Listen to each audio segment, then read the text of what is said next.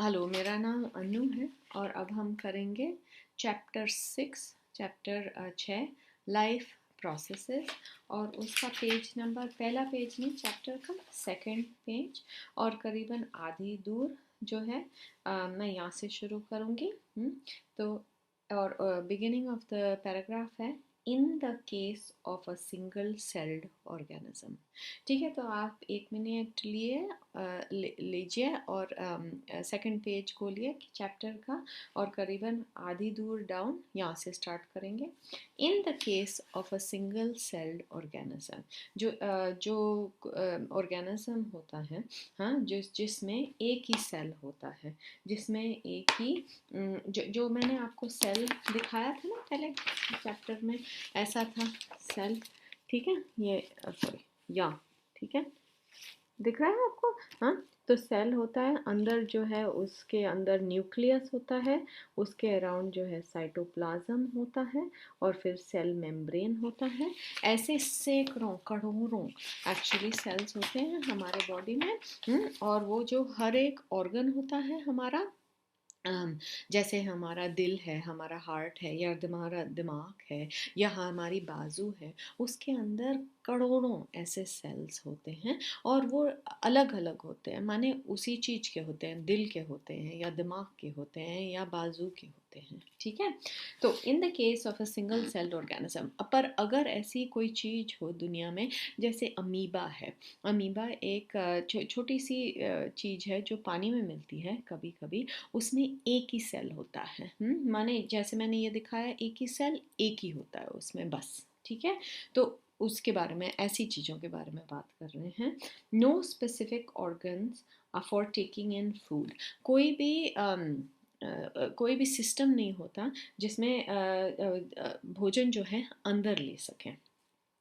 Exchange of gases, गैसों का आदान प्रदान, माने अंदर जाना और अंदर आना और बाहर जाना गैसेस का, जैसे ऑक्सीजन है, कार्बन डाइऑक्साइड, ऐसा कुछ नहीं होता उनमें।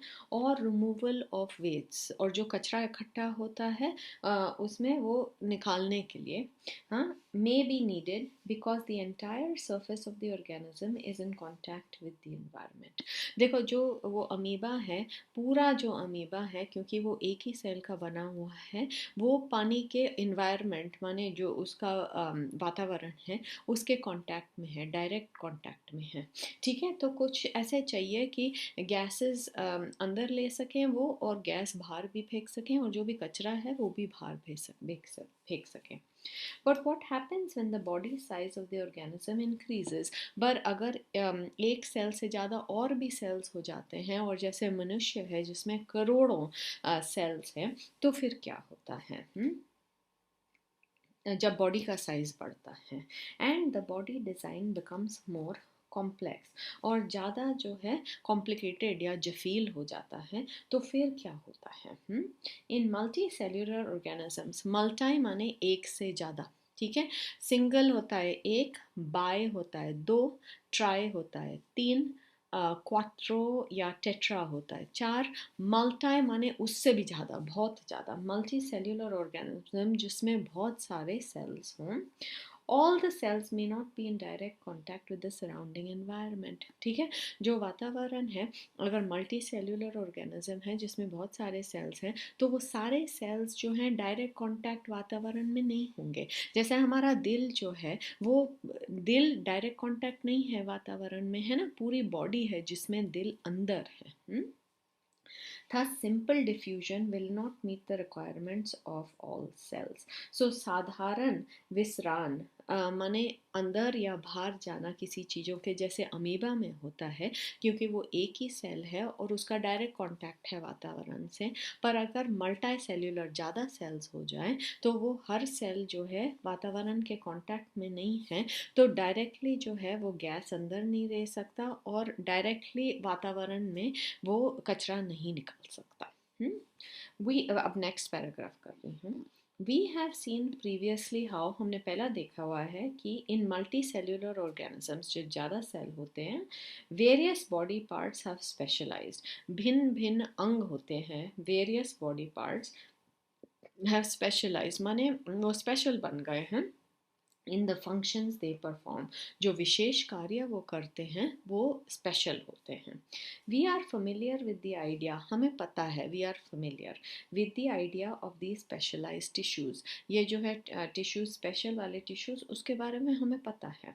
एंड विद देयर ऑर्गेनाइजेशन, और वो जैसे जो है um, um, अनुपयोगी हैं, वो पता है हमें। इन the body of an organism, अब अंदर बॉडी के ऑर्गेनिज्म में अंदर जैसे मनुष्य का है जो स्पेशलाइज्ड ऑर्गन्स हैं अंदर, वो है जैसे दिल है, दिमाग है, आँख है, कान है, वो सब स्पेशलाइज्ड है, वो वही काम करते हैं जो उसका काम है।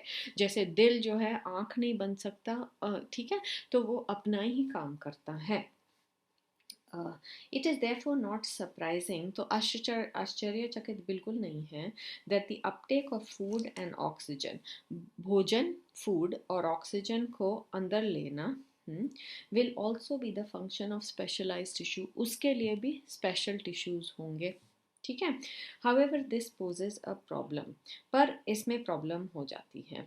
Since the food and oxygen are now taken up at one place in the body of the organisms, food and oxygen, भोजन और ऑक्सीजन जो है वो एक जगह पे अंदर लिए जाते हैं। जैसे फूड जो है हम खाते हैं मुंह से तो अंदर जाता है, तो ऊपर से अंदर जाता है, पर हमें जो एनर्जी ऊर्जा मिलती है फूड से, वो जो है हमें दिल में भी चाहिए, दिमाग में भी चाहिए, बाजू में भी चाहिए, तो हम फिर कैसे करें, एनर्जी ऊर्जा कैसे फैलाएं, ठीक है।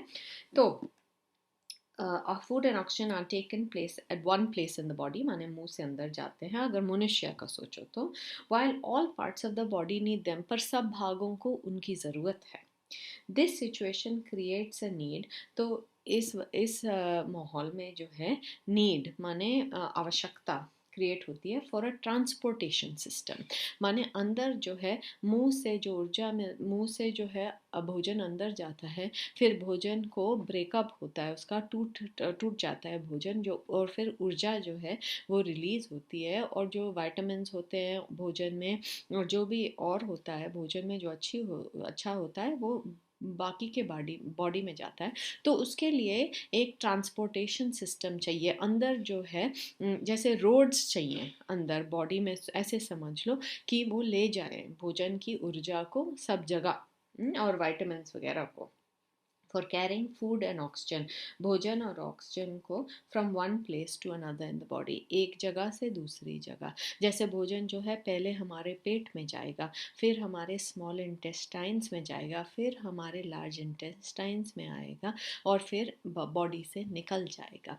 पर जो वाइटामस और मिनरल्स और जो पानी वगैरह निकालना है बॉडी को, वो अलग अलग पेट में होता है, उसको फूड को जो है टूटना वो पेट में होता है, फिर स्मॉल इंटेस्टाइन्स में होता है, फिर अब्जॉर्प्शन होता है, माने वो अंदर लेते हैं इन चीज़ों को, ठीक है। और फिर जो है ऊर्जा और वाइटामिन मिनरल्स बाकी बॉडी को पहुँचाते हैं, जैसे जो है खून से पहुँचाते हैं, खून में बहुत सारी आवश्यक चीज़ें होती हैं, ठीक है। पर वो बाद में बताया जाएगा, पहले बता रहे हैं कि जैसे अंदर रोड्स चाहिए कि भोजन और ऑक्सीजन को सब पार्ट्स ऑफ बॉडी में ले जाया जाए, ठीक है।